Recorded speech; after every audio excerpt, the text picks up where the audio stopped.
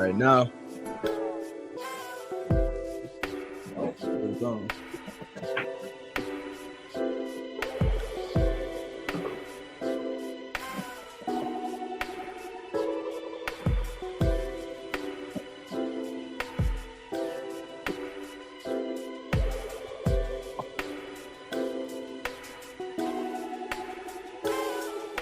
What is up, everybody? We are back again with another interesting video today. If you guys can look at that, you know what it is.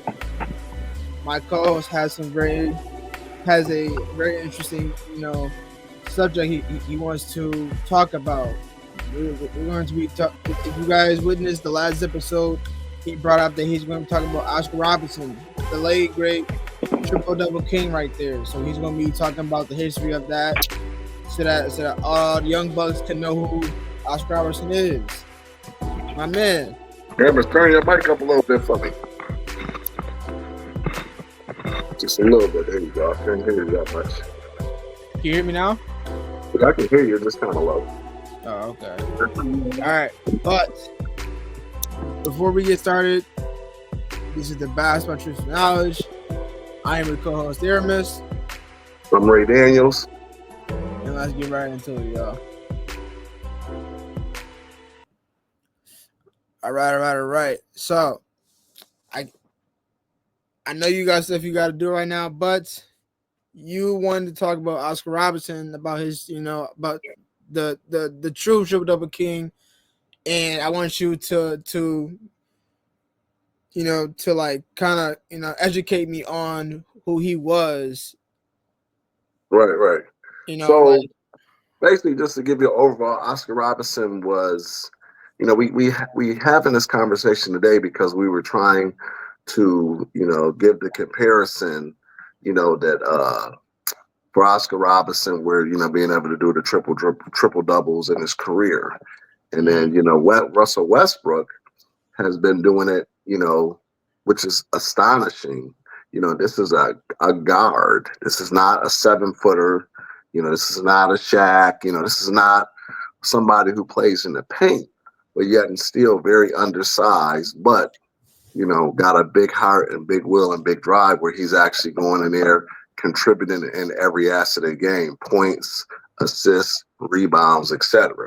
So just to give you a little bit, I'm reading off of Wikipedia. It says, when Oscar Robertson landed in Cincinnati in 1950, the country was on a blink of the Civil War as part of the first Royals player to become one of the first African-American players to play at the University of Cincinnati. So that's to start with. He was already trailblazing to say, hey, went and played for Cincinnati, in the 50s. So in the 1960, drafted overall the first pick of Cincinnati Royals 1960, it didn't take long for Oscar to provide a basketball folklore. He earned Rookie of the Year honors and averaged an astonishing 30 points, 10 miles, and 10 assists per game in his first year playing in the league. And so he already started a precedent at his first year in the league, period. More incredible, in the first 5 NBA seasons, he averaged nearly a triple-double. Surprisingly, Oscar Roberston didn't win MVP until 1964, 4 years in the league, and he was already averaging a triple-double throughout his career from a rookie. So he reached the Eastern Conference Finals, but came up short against Boston Celtics, which we already know that was Bill Russell, and all those guys. So those were the only people that were able to keep dethroning from winning a championship in this early reign and coming into the league. It says, though he was a perennial All-Star with the Royals, he also won All-Star MVP honors 3 times. Robertson was traded to the Milwaukee Bucks before he started his 1970-71 season, including these years in college. He spent 13 years in Cincinnati. His sudden change scenario shows a predominant overall in the future Hall of Fame combination with Lou Alcindor, which is Kareem Abdul-Jabbar, and they won a championship with the Bucks. So when Kareem Abdul-Jabbar came into the league, his real name before he changed name was Lou Alcindor. And when Oscar Robertson was finally traded to the Milwaukee Bucks in 1977 season, he teamed up with Lou Alcindor and they won his first NBA championship. And that was also Kareem Abdul's first first NBA championship as well before he ended up getting traded to the Lakers, and we know from there what happened when he was with the Lakers. But my whole point of this was Oscar Robertson called it. He called his career in 1974, retired at 35 years old. In addition to a championship ring, he was famous triple-double season and an MVP year. He made 12 straight All-Star games and still glanced NBA annual several statistic categories. Currently, Oscar Robertson ranks 12th in points and 5th in total assists and 3rd in minutes and for players paid per game currently. So that's the deal on Oscar Robertson. So I just wanted to be able to let people know that, you know, no disrespect to Russell Westbrook or nothing even about that. It's just trying to say that, you know, for our younger audience that, you know, this same kind of player and style, like him and Russell Westbrook, almost a carbon copy each other. Seen around the same height, they play the same position, but at the end of the day, those are only the two players in history that I know of, even going back to the thing, who averaged a triple double and did it, you know, on an almost, you know, not every night, but on a consistent enough basis that we have in this conversation that we were saying the triple double king. So we had to go back and pay acknowledgement to Oscar Robertson as being the first triple double king. And then years have passed, and this is back in the 70s. This is 2024. That's like almost 50 something years ago.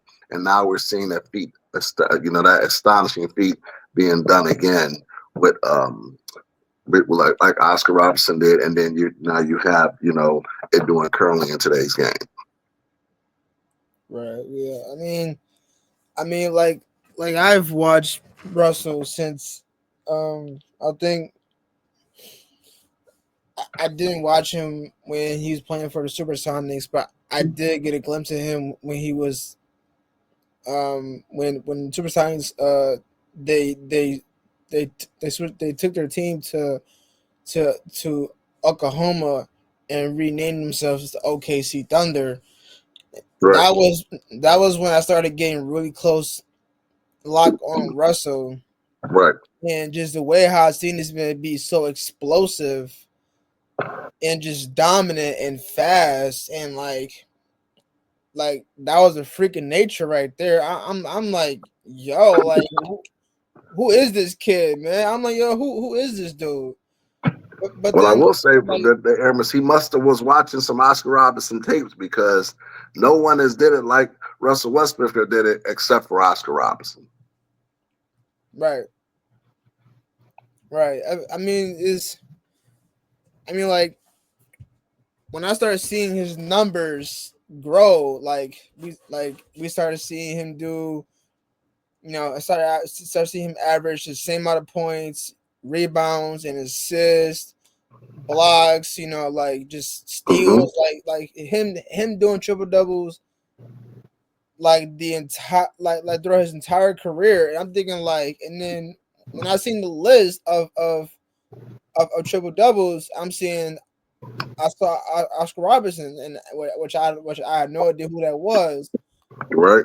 But I'm thinking like he must have been nice during his time, because for him to be that number one triple double king right there, I'm thinking like, Right. yo, like And then I must remember this: no 3-pointer back then. yeah. See, I didn't know that at all. No 3-pointer. I'm thinking y'all had a 3-point line, you know, back then or something Nope. like that. No 3-pointer. They induced that later. They actually what happened was when the NBA came, it was just everything was 2-pointer, this and that. And then when they created the ABA, which was a spinoff, you know, because they tried to do it, and the ABA was the first one to start doing dunking and 3-pointers, and amongst some other things. But when they merged, the ABA couldn't sustain. When the ABA started getting traction, the NBA was like, "Oh no, we just gonna merge with y'all because we want to have all the best athletes," and they adopted dunking and the 3-point from the ABA.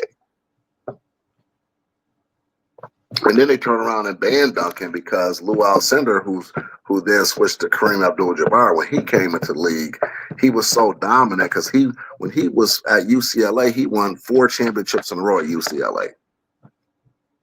Straight off the gate. Came into the league and then won it again. Duncan, and the league banned Duncan because they just said it was unfair because they couldn't defend it. And then later they brought Duncan back, So but they then they added banned a him. 3-point as well. But they did put Duncan in and then took it out and put it back. Well, I mean, for them to ban dunking, that's got to be crucial, bro. Because how you gonna defend somebody just dunking on you, bro? It's just Yeah. gonna happen. So listen, when they stopped Kareem Abdul-Jabbar from dunking, that's when he created his world famous hook shot, The sky hook. sky hook. He couldn't Now, just pound it in your face. So right? he was Just be like, like, okay, boom. And then another guy was Iceman George Gervin, because Iceman George Gervin, he would take the ball and like he about to dunk, and with all the fear, then he would turn it over and then lay it in, and they called it a finger roll. And then he got so good at it, he was able to glide through the air 4 or 5 feet from the rim, flick it, and turn the finger roll into a shot. Look him up. It's called Iceman George Gervin. He played for the Spurs. But they that's started crazy. coming with all this creativity because they took the dunking away. And the dunking, you know, you can go with all your power. So imagine he come cross over and come with all his power, and then lay that, and drop it in the Yeah, basket. that's insane. Cause it look like he finna dunk.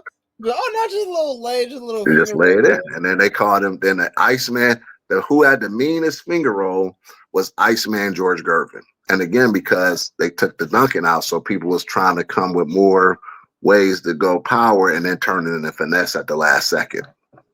That's crazy. George Gervin almost could jump. He could jump.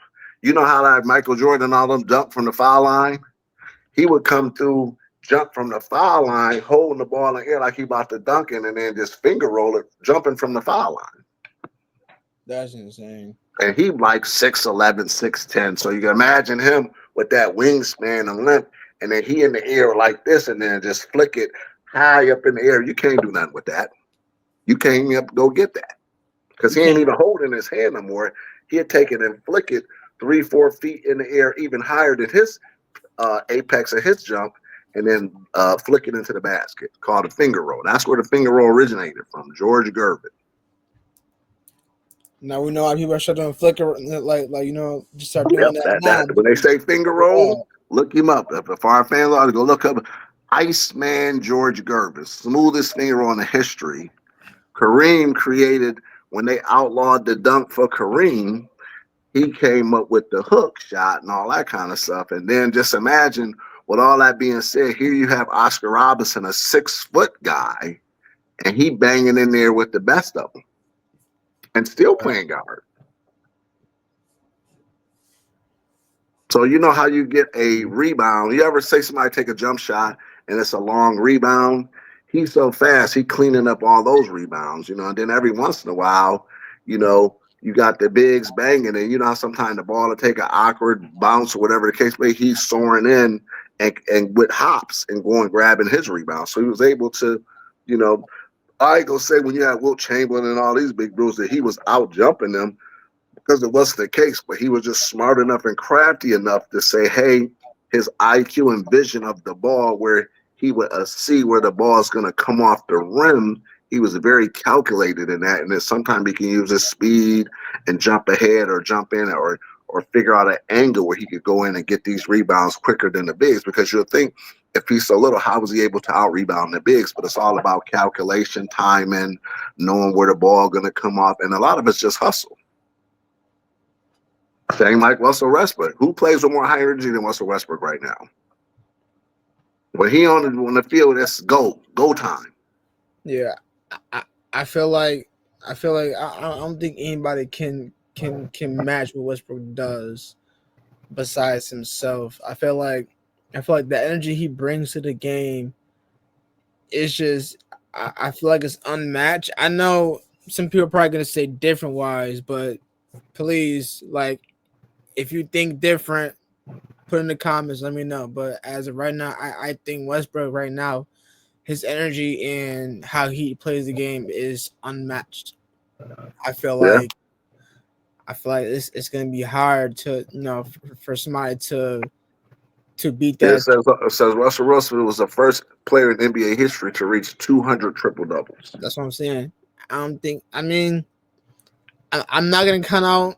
Jokic. Jokic may do it, but it's gonna be some time before somebody actually beats it.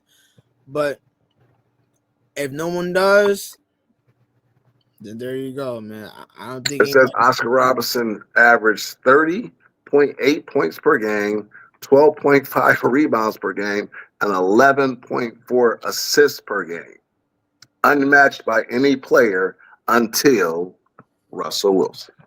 Russell Westbrook. And That's listen, the NBA been in for years, and we only have two players to ever accomplish this feat that we're talking about. So that's why I wanted to pay homage to our younger viewers so they can understand that this is not. It's historical what Westbrook did, but it's only been done by one player ever previously before him, and that's Oscar Robertson. right, right. Because because I don't want these youngins to think oh, Westbrook was the first to do it. Like, nah, like if you ask Yeah, these old heads, man, like they would tell, like, nah, there was somebody before him that actually did it. but what I will say, Amos, it was only Right, one player one player that ever. did it. And that was Oscar Robertson. Like you said, like, and I think this was a good idea for you to like speak on the great Oscar Robertson. Like the true Triple Double King, because it'd be good to for the young cats who don't know who was the first and only one player to do it. It's good to educate. Especially me, because Absolutely, especially me because absolutely. yeah. Now, Amos, what I will tell you is that I learned something today because I knew Oscar Robertson played for Milwaukee when Kareem first went to Milwaukee. Well, he was Lou Alcindor then, and he changed his name. But I didn't never know that Cincinnati had an NBA basketball team. Cincinnati have your own basketball team. Yeah, Oscar Robertson played for Cincinnati for 8 years. 19. Let me pull it up. He pulled from 19. I just had the stats in here. Hold on. He got drafted by them. Not only did he go to college in Cincinnati as the first one to go to University of Cincinnati, first African American to play basketball, then he turned around and got drafted by the Cincinnati team. Yep, he played for Cincinnati. Let me click on it. It says the Cincinnati Royals. Now I didn't even know that the Cincinnati had a basketball team. They're called the Cincinnati Royals. He was drafted in 1960. I'm looking at the roster. It's nobody that I really know no more than Oscar Robertson, but they had a full roster. The tallest person on the team was 6'10". Phil Jordan, 6'10". Actually, it's crazy. So the Cincinnati Royals are now so Sacramento Kings is like a because They expansion. They moved on. right. Okay, see now look at we educating each other That's here. crazy because like if you look at like the look, hold on, if you look at the logo, I don't think you can see it, but Right. We'll post it in the comments and all that. yeah, That's good shit though. I didn't know that the Cincinnati Royals became the Sacramento Kings, right? Sacramento Kings, Wow. because See, and then we learned earlier Buffalo Braves became LA Clippers. Well, they went to San Diego first, LA Clippers. There you go. right, The Royals were Sacramento Kings. right, and it's the same thing for OKC Thunder. Like they used to be Supersonics, and now they have the money to transfer the team to somewhere, and they Oklahoma. Wow. See how you do?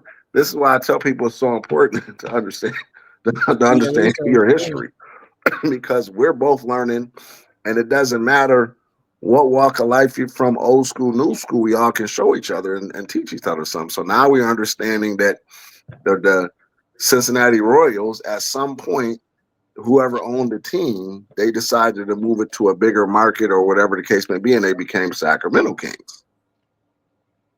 Right. Wow. I did not Ain't know. won nothing since, but Nah, for real. Cause I searched cause I searched it up, and the only logo like brought up was Sacramento Kings. I'm like, wait a minute. So you mean to tell me that before Sacramento Kings was Cincinnati Royals, and Yeah, because it's like it showed the exact same logo as yeah, the Kings. So I'm like, so before Cincinnati Royals, there that's was good shit, right? yeah, that's insane, man. And another note is Oscar Robertson was born November 24th. November So 24th. this is happy birthday to old Oscar Robertson. Hey man, happy birthday, Oscar Roberston, You man. know what I mean? Happy birthday. Now he was born November 24th, 1938. He went to college in Cincinnati and then he turned around and got drafted for his home for his same college, same city that he played college ball in. So that means that he was untouchable. Because if you play ball at a high level in one city, then you turn around and play for that same NBA organization. That's like LeBron. LeBron played in Ohio, Akron, then he got drafted by Cleveland. So he was untouchable back then. So I'm sure Oscar Robertson had a mini thing, had the key to the city. I'm sure Cincinnati during his tenure. Yeah, that's it. That's Yeah, good stuff. Oscar Robertson. Okay. And Russell Westbrook, so what are they doing, Russell? Is they still trying to do trade rumors with Russell Westbrook, or he's still balling out? What's the update on that? Uh, Marcus Malone. So I was watching the press conference. With the Denver Nuggets losing. I forgot what team Uh-huh. that they're facing, but he said that he was disgusted by how his team performed, and he gives like well, I'm not gonna lie, he gave Russell his flowers. He definitely did because the way how Russell's been playing, he's played way much different than than uh than um than LA and the Clippers. Like he's playing so much different, and Right. he's playing at a much higher level than how he's been playing. But he's disappointed in his two stars, Jamal and Jokic. He's disappointed on how they've been playing. Um, like it kind of sucks to see like Westbrook is the only player on that team that's actually playing, like playing at his best. So Mm-hmm. I haven't heard anything as far as trading Russ, but I know they're probably gonna. I think he's on a 1 year contract. I don't know what his contract is. Hold on, let me see about contract.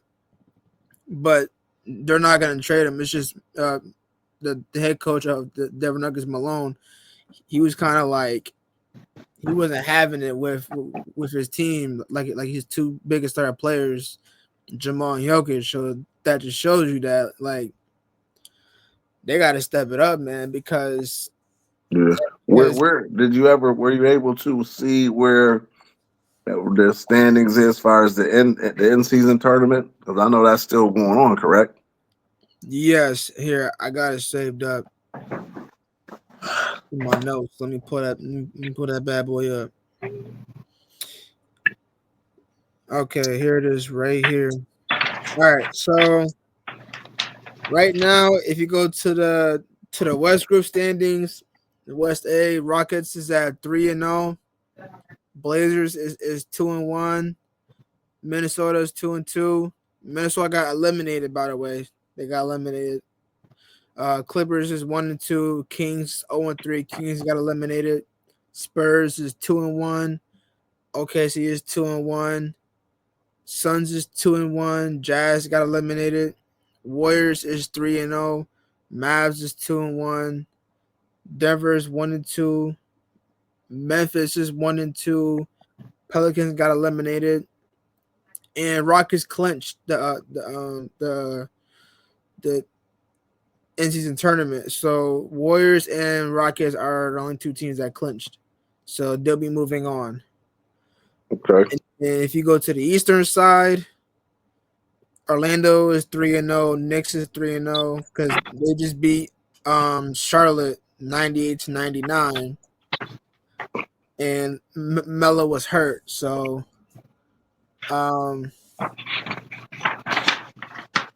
Philly is 1-2. Philly is eliminated. The Nets are eliminated. Oh Charlotte is wow, Philly's out of it. Okay. Yep. Bucks is 3-0. Bucks has won the last 3 games so far. Detroit is 3-0, surprisingly. Miami is 2-2. Miami got eliminated. Toronto is eliminated. Pacers is eliminated. Um, Atlanta is 3-1. They also clinched, so they'll be moving on. Chicago Okay. is done. Cavs is eliminated. Wizards is eliminated, and Boston is 3-1. Okay. So there should be some good basketball come on tonight then. Yes, indeed. Who played tonight? I can go to it right now. So we got Warriors and Suns at 9 o'clock. We got Hawks and Hornets at 6. We got Philly and Detroit at 7. We got Wizards and Bucks at 8. And last but not least, we got the Mavs and Jazz at 9:30. Okay. So So I you can still just give got you a Golden little, State winning the whole thing. huh? You got Golden State winning the tournament. Just looking at this ratings right now, it's gonna be tough. It's gonna Well, be no, you tough. said OKC, but I know Golden State's your team. Golden OKC's State, still the front runner, right? Golden State is my team, but I'm kind of worried about the Spurs, Rockets, Orlando. Did you Worried say about Bucks. Spurs? My guy, I'm the kind of worried about alien. this. I'm not gonna. I'm gonna give the Spurs them flowers, man, because I'm not gonna lie. Chris Paul has been a little bit. Chris Paul and Wemby is that dynamic duo right there, man. I'm sorry, man. Hey, wait. Let me just go on record. What did I tell you when I Go ahead and said say it, bro. CP Go was ahead. going to Go that ahead and say Spurs? it, We bro. talked about this before the season even started. I You said did. that's a good You move. did say that. But guess what? Because some people said, "Oh, the Spurs are washed, are not going to make it that far." Nah, man. You can listen. Wemby, you got Wemby, you got Chris Paul, a phenomenal point guard. You know who is, Yeah, who can help Wemby's game a lot more better. And look what's happened. You know what's crazy? They actually beat the Warriors. I think in San Antonio, they actually beat us. That's crazy. Because yeah. and that's Hey, with Curry. I just wanted to let it. I just wanted to give us a friendly reminder that I Yeah, talked about Wemby and all of this when you definitely did. preseason started. I said, okay, watch out for my Spurs because you're bringing a veteran point guard in there who gonna start and he gonna keep them Definitely young boys did. balling. And he still can ball. Definitely did. And then I mean, well, let's go back to to the NC standings. I talked about that. I was excited to see how the Rockets was gonna like take off, because right now they're in the tournament they're 3-0, but if you go to the conference, Western, they're second. They're in second seed. They're in second seed since 2018, 2019, like with James Harden, Chris Paul, or Russell, like Rocket, like that was the only time the Rockets has had a greater lead. Right. OKC is back at the number one seed. Warriors are the number 3 seed, and then you got Memphis, Denver, LA, and then you got Mavs, Clips, Suns, and Spurs are at the 10th spot. Surprisingly, Spurs is climbing that ladder because they're at 10-9 right now. They're climbing that ladder, and I have high hope and during the playing tournament. So I have high hope Mhm. that Spurs is gonna have a chance to actually go to to at least the playing, at Right. least if they can stay in the playing, they have a good chance of facing either Minnesota, Suns, the Clippers. I say one of those teams do have a solid chance of actually having a good game because the way Mhm. I've actually seen the Spurs play. I've actually seen it. Oh, you I've got actually to seen see how they. Wemby, right? Yeah, I my guy. did, and the fact that you see this grown man 7'4" shooting a deep three, doing a hezzy pull, I'm like, what kind of person we seeing right now? This ain't Wemby, bro. What happened? This little No. scrawny dude got no Hey, muscle. listen, Doing look, Aramis, all I'm going to say is he's still young. They still yeah, trying to transform his body. Remember when Giannis came in the league, he was skinny just like that. Now but you dominant fuck too. around and put 20, 10, 15 pounds of muscle on Wemby. That's a problem. Yeah, for real. I'm surprised. And like Because his he skill had set is out is at a super high level, bro. Skill right, set is super high level. right. He had everybody shook. Like it was up that one game, and surprising, he had his career high of 50 points, bro. He scored 50 points. He had a career high. Like, like what second year player have you ever seen in your life score a plus 50 in a single game as a second year? He's I only mean, been it's here for a not second many. year. We have to really, really, I can name some players who was dominant in their rookie and sophomore years, but I would have to fact check it to see if they actually, was able to achieve with defeat what you just stated. Because I can go back some boys, even like Magic. Magic running his rookie year and played all 5 positions. We can talk about that too. I mean, Yeah, we again, definitely you know what I'm can. Next saying? So it's episode. some boys that you could put in there that came into the league and had major impacts immediately. We talked about earlier, Kareem Abdul-Jabbar. He came into the league dunking. The league was like, "Oh no, we're not going to deal with that. We're going to ban that." Yeah.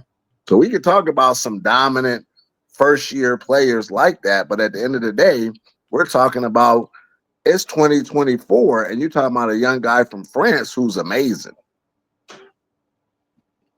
He just still has to get a little strong. You know what I mean? He got to do some things to add to his game, but skill-wise, he's already at a high level. It's going to be a problem down there. He just need a few more pieces. Yeah, that's what I'm saying. You need at least a few more because I feel like this. I feel like the Spurs. I feel like they got it. I just think that they got to do something. Like I think Popovich, he just got to figure out what he's gonna do by trade deadline. And I hope, and he's a phenomenal coach, and I'm gonna give him his Pop flowers is the for best coach out there. Ain't that right, many coaches better than Pop. right. So and I'm gonna give him his flowers because when he was facing Miami, like he had Tim Duncan, Tony Parker, Mabo Ginobili, and then like Kawhi Leonard. Robert Like Horry, it's the list goes on and on. that's what I'm saying. Like he was a problem coaching. Like back then. Like I seen how Miami struggled with the Spurs, Yeah. and it's just like it's insane. Like the fact that he's picked like his draft thing, like he picked Wemby. When he picked Wemby, I'm already knowing Spurs are gonna have a field day with him. They're Right. gonna find some And pieces you to know what I will surround say, Wemby. Empress, what I will say is about Pop. Pop has been one of the Spurs and Greg Popovich. If you go back and look at the history since he's been there, they've always had an overseas connection with players. They don't really look for. I'm not gonna say they don't look for, but they definitely do their homework and pick pieces from out of the country. Tim Duncan, Manu Ginobili, Tony Parker. You know what I'm saying? You can go on and list some of the players, but they don't mind. And now you got Wemby. They don't mind having a great option for people for overseas. And they consistently, scour that market for players. and then they add two, which is very different from some of these other teams. You know, they not to say take anything from the USA players, but at the end of the day, that particular team does not mind going above and beyond looking for international players, and so does the Dallas Mavericks. Mavericks do the same thing. Right. Yeah. Yeah. So, I'm just definitely like is like I like seeing Wemby how he is right now, and I'm glad he got himself a point guard like a veteran who knows the game and can be able to help develop his game a lot more better and improve it Mm-hmm. at his best. And I'm glad it's Chris Paul. I'm glad they got a guy like Chris Paul, but I still believe, like you said, and we both agree on this, definitely that they need to have at least more pieces to finalize. Yeah, Like, bro. They need all they need round is like I would say, and they don't have to have a super all star, but they need two more solid pieces. You follow what I'm okay, saying? Just two more solid pieces, and it's a problem. Like I told you, had you to send Chris Paul and then had it got like Clay Thompson or something like that. Oh my god. that would be good. Yeah, that's We if were they could get a hoping, like, cause the thing is, piece like that or we were something, it'd be crazy. right because we were hoping that that Clay will go to the Spurs. We were hoping that. Yeah, I mean, I'm not mad that he went to Dallas because when he went to Dallas, at the end of the day, if Dallas gonna get better, and then that's those teams when you got them and that kind of team right there. As long as they stay in the race, you've got to pay attention to what's going to have to happen after the All-Star break because that team is going to start to polish into the final run into the playoffs. And if they peak right, because right now teams peak early, and then even like right now, I'm kind of a little nervous for Cleveland. Cleveland is doing a fantastic job, and they peaked very early. So either two things will happen: either somebody, and I hate somebody to get hurt, but at the end of the day, sometimes you can peak too early and then people make adjustments to you. So, I hope that they can sustain. But at the end of the day, you know, championship teams are going to peak at the right time. And to me, the right time is the peak is coming out of that All-Star break. Because coming out of All-Star break, you got to get healthy. You got to do some. Oh, hold on, Amos. Let me call you right back. All right, bro.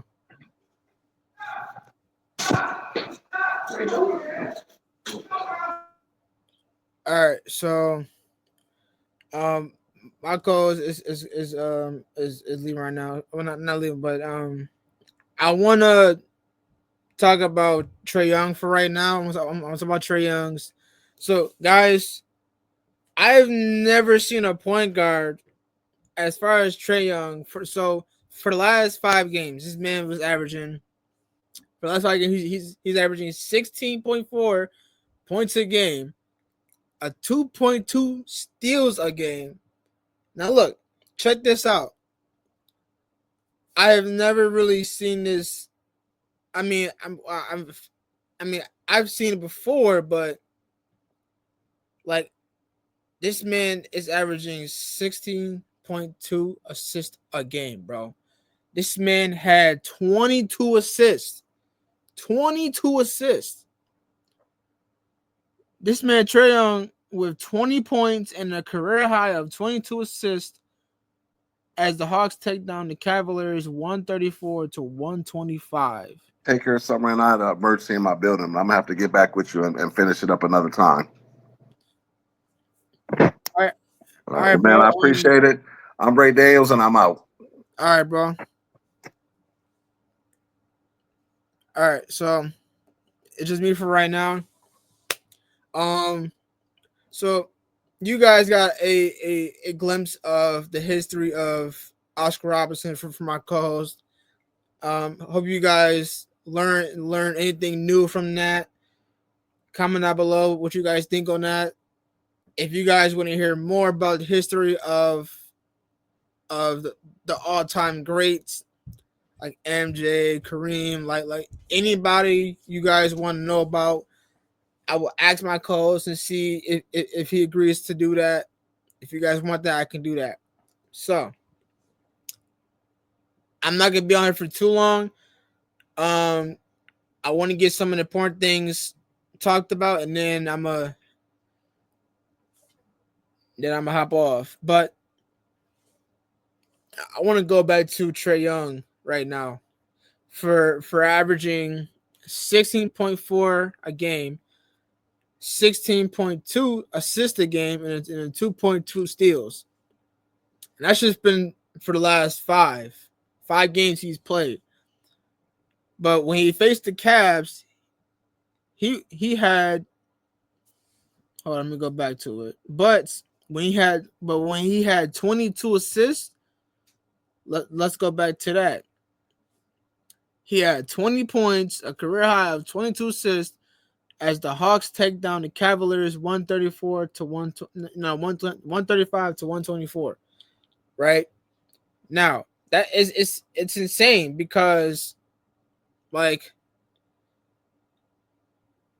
we've only seen one point guard, like do that, and that's Russell Westbrook. Like but to see a point guard who is 6'3", I think Trae Young's what? He's like 6'3", I think. How tall is Trae Young? How tall is Trae? Actually, no, he's 6'1". My bad. So Trae Young. I've never seen a smaller guard like Trae Young who is 6'1". I thought he was taller than that. Nah, he gotta be taller than that. He can't be 6'1".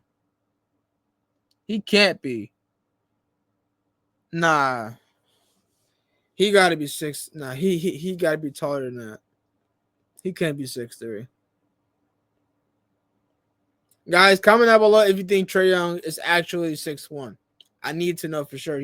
I mean, because I'm looking at it right now, but I just can't do it. I can't because he can't be 6'1". But that's besides the point.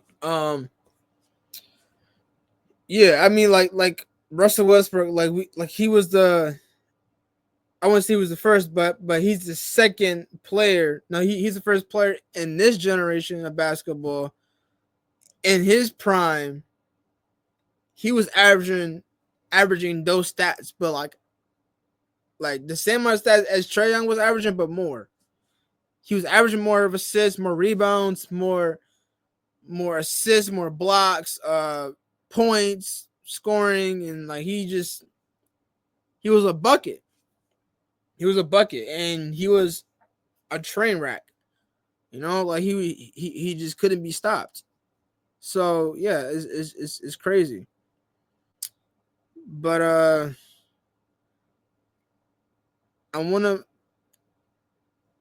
trying to move. I'm trying to move as fast as I can with this.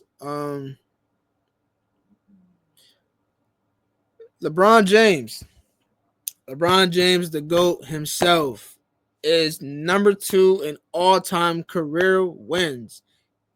He has surpassed Tim Duncan for of all-time career wins. LeBron James has passed Tim Duncan and now has the second most wins in NBA history.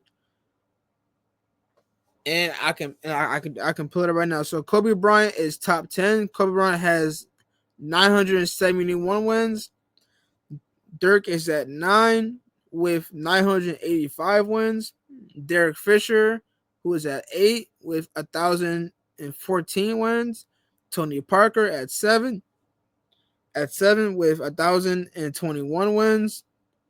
John Stockton at 6 with 1,042 wins. Karl Malone at number 5 with 1,050 wins.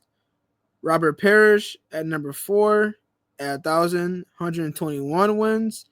And then you got Tim Duncan at the 3, 1,158 wins. And there you go. LeBron James is the number 2 of all NBA all time for most wins with 1,159 wins, and then you got Kareem Abdul-Jabbar with 1,228 wins. Yo, this man just keeps climbing, y'all. This man really said, like, until I can't give nothing to the game that he loves, he out of there. He's done. He wrapping it up. You know, like, but that ain't the only record that he's trying to break.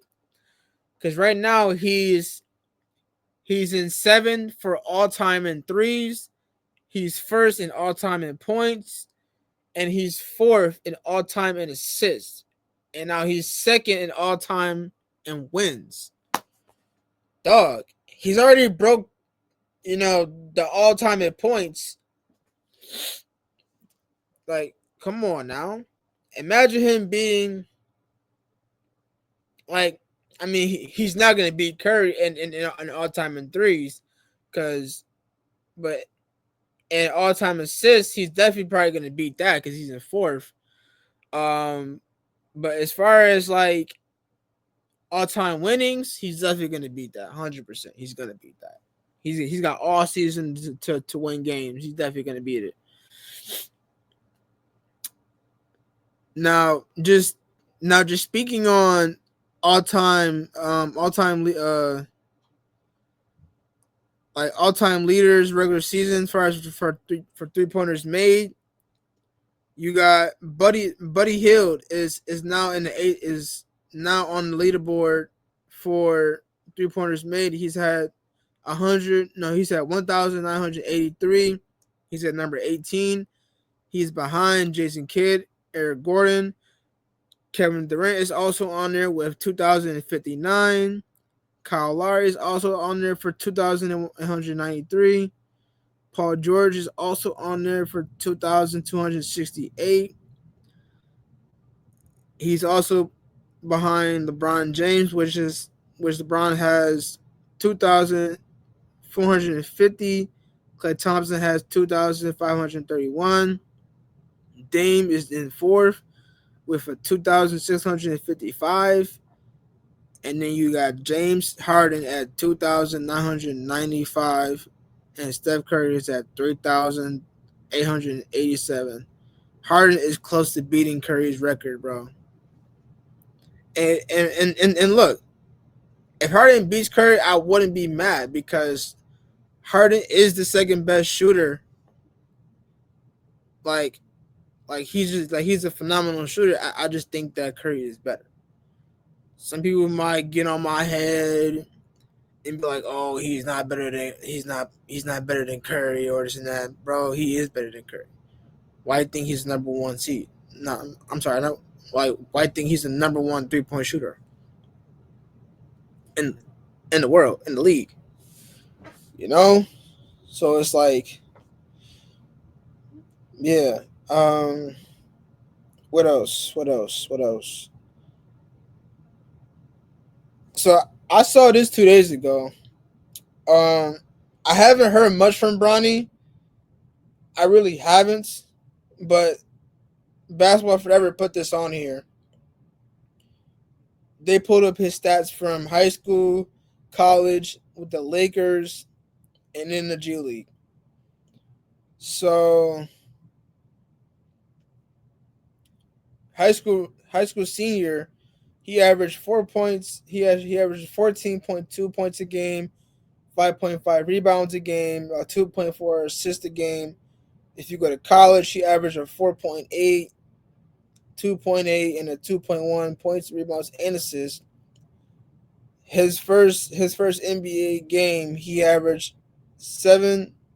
He averaged 0.7, 0.2, and 0.3 points, rebounds, and assists a game. And then in the G League, he's averaging 5 points a game, 2.5 rebounds a game, and 3 assists a game.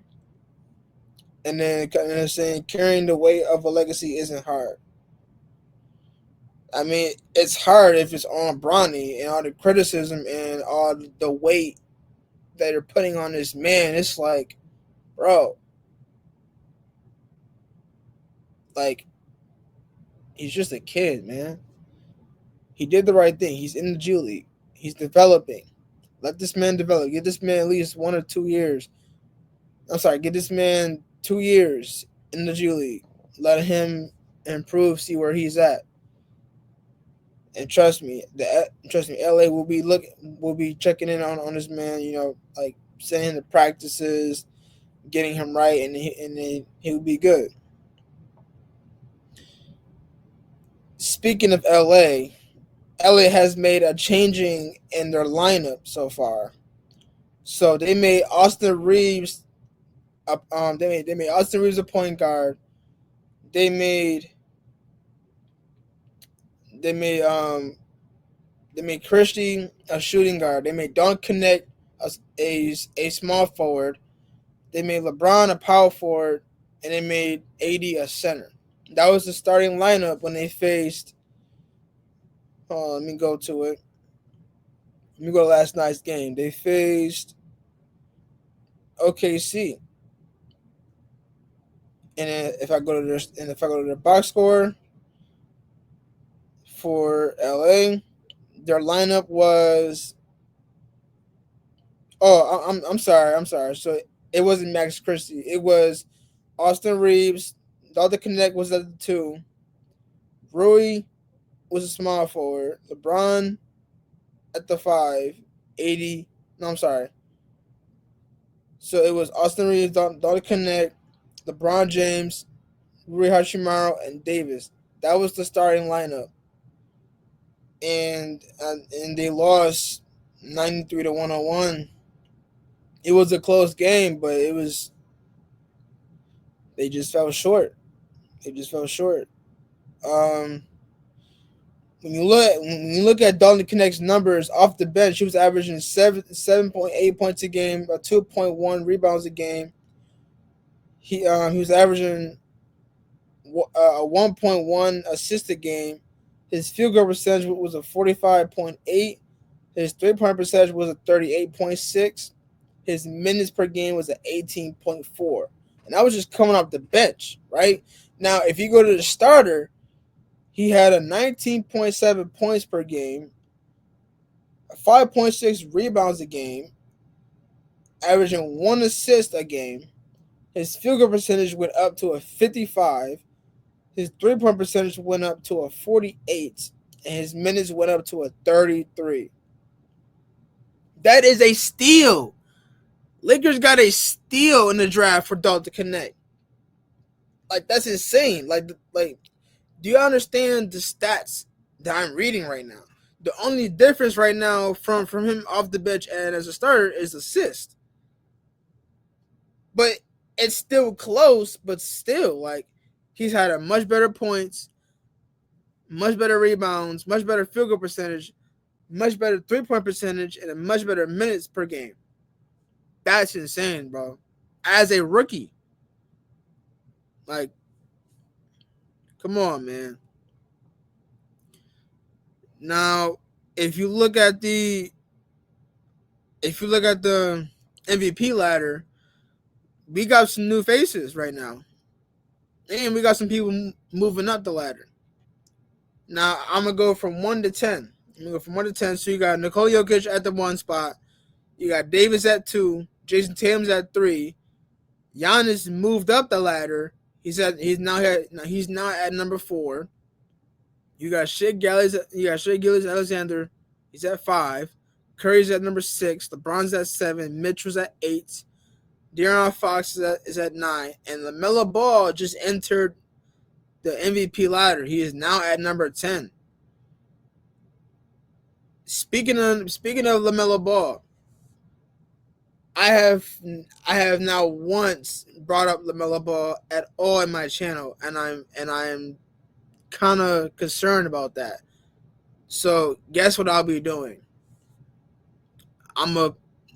Next episode, I'm going to bring up LaMelo Ball and speak on his performance in the NBA so far, and then we can try to get some inside thoughts on that.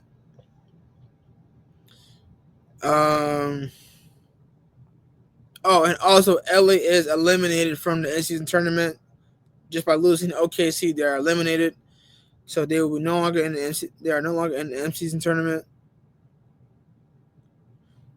And then if we go to the 2025 3-point shootout for the All-Star week, the potential matchup. So those who don't know, the 3-point shootout of the 2024 of the 2023-2024 NBA season All-Star week, people were having rumors where Sabrina was to match up against Curry in the NBA 3-point shootout to determine who was the best determine who was the best shooter. Sabrina clutched up with 26, but Curry came up with 29. He almost had a 30, but he came up with 29 and beat Sabrina. And they think that it's a good idea to just bring this to the game of basketball. So it was rumored that it was going to be Sabrina and Curry against Caitlin Clark and Damian Lillard or Klay Thompson, or they were going to have Curry and Klay play on the exact same team versus Caitlin Clark and Sabrina. It was a lot of rumors going back and forth, but now it's official. We got Curry and Sabrina from the WNBA with an NBA star, Steph Curry, versus a rookie. I'm sorry, versus a second best shooter, Caitlin Clark, with Klay Thompson. So you got the two Splash Bros going at it, and then you got the two best female shooters going at it. I got Sabrina and Curry winning that 100%. As much as Caitlin Clark getting her flowers for being the best shooter in the league, but this is Sabrina's league. Caitlin Clark, you about to see how nice Sabrina is, and Klay, who's the best shooter, bro. You're not beating Curry, 100%. You're not beating him. So I got Sabrina and Curry winning that 100%. 100%. And I want to end this off with Westbrook's 3-point percentage. He has the highest 3-point percentage than De'Aaron Fox, Luka, Booker, Tatum, Dame, and Klay. Now, if you look at this, De'Aaron Fox's 3-point percentage is a 34.9. Luka's is a 32.4. Booker is a 33.9. Dame's a 32%. Tatum is a 37.3, and Klay is a 36.8. If you go to Westbrook, his is a 38.3. Now he has a higher percentage than Curry. No, I'm sorry, than Klay, Dame, Tatum, Fox, Luka, and Booker. The only difference is Westbrook is higher than Tatum by a few 3-point is like by a few points. But Westbrook has the highest 3-point percentage of 38.3. So it's not bad. Not bad. And I just saw it 6 days ago. I didn't bring this up in the last show. This is from Bleacher Report.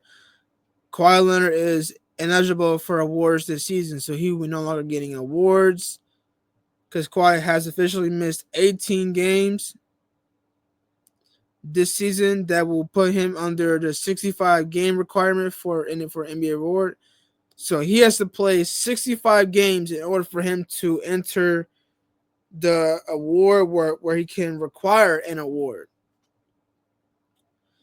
And then there was something about Kawhi's medical updates. Let me see if I can find that.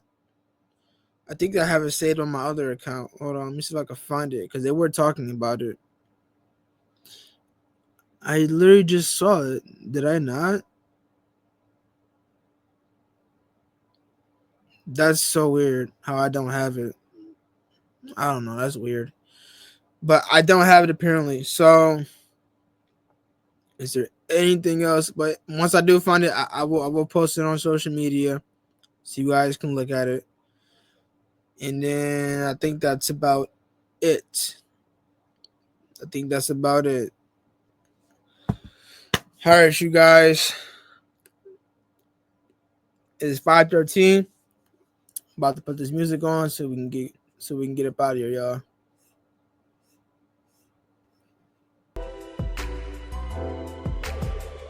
If you guys made it to the end of this video, we have one viewer show up. Thank you, viewer, for taking your time to look at the live for a bit. To get a good education on the great all-time Oscar Robertson, the first triple-double king in history, which is now in the hands of Russell Westbrook for hitting a 200 triple-double career. If you guys love those kind of conversations, please comment and DM us on any social media, Facebook, Instagram, or Twitter, X. I will put those in the description. Guys, I know I keep saying that, but I will get it done. And I am starting to put out more clips of every episode that I do, so I will keep doing that. Last time I gave you 3 clips because I wanted to bless you guys with 3. And I will keep doing that until a new episode comes out. But next episode, I will be talking about LaMelo Ball and his career in the NBA, playing with the Charlotte Hornets, and his stat lines. I will be bringing those up in the next episode, so that'll be the new main thumbnail I'll be making. But thank you guys for staying tuned with the live. Please like, subscribe, hit the post notifications so that you can get any live recording or post or anything. And also, like I said again, I will put social medias in the description so you can get the clips of the videos. All right. Thank you guys so much. And this has been the Basketball Truth and Knowledge. I am your host, Aramis, and we is out. Peace.